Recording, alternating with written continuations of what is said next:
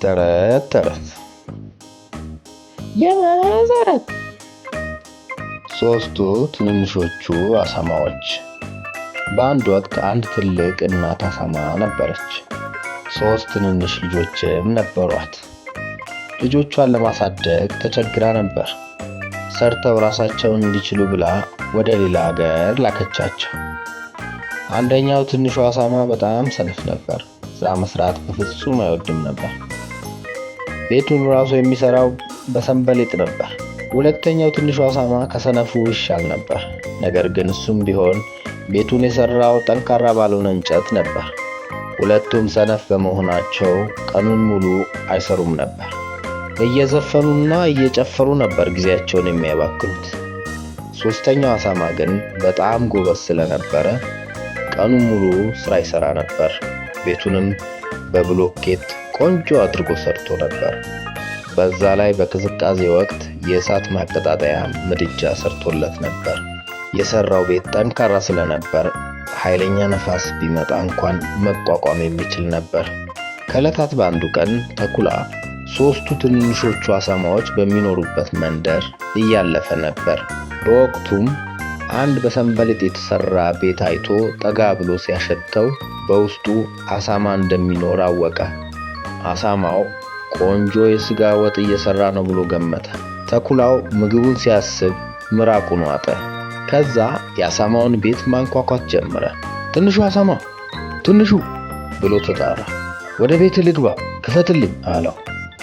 ነገር ግን ትንሹ አሳማ የተኩላውን ትልቅ እግር በበሩ ቀዳዳ በኩል ስላየው አልከፍትልህም አለው ደጋግሞ።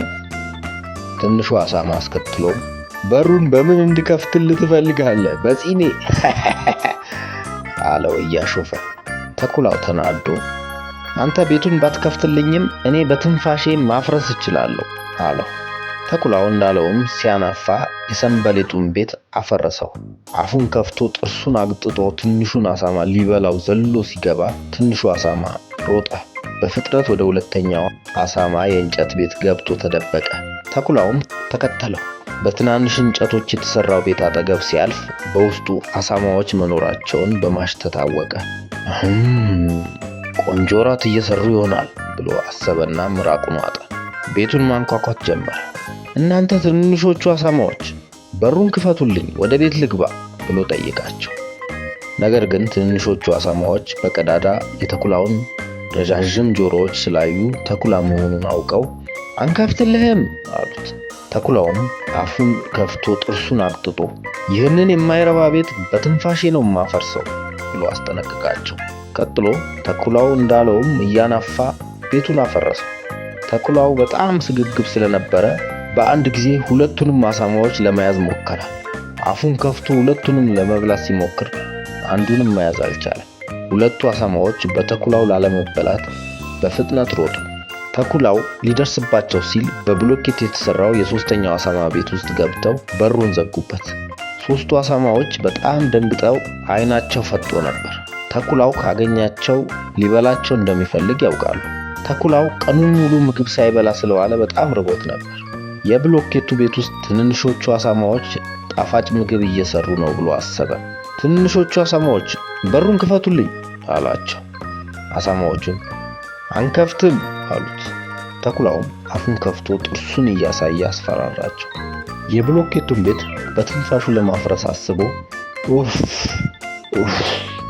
ኡፍ እያለ አናፋ። ነገር ግን እንደ ሌሎቹ ቤቶች በቀላሉ ሊያፈርሰው አልቻለም። ደከመውና አረፍ አለ። በድጋሚ ኡፍ ማለቱን ቀጠለ። ነገር ግን ቤቱ አልፈረሰም። ከዚህ በኋላ መድከም የለብኝም ብሎ መድከም እንደሌለበት አምኖ ሌላ ዘዴ መፈለግ ጀመረ።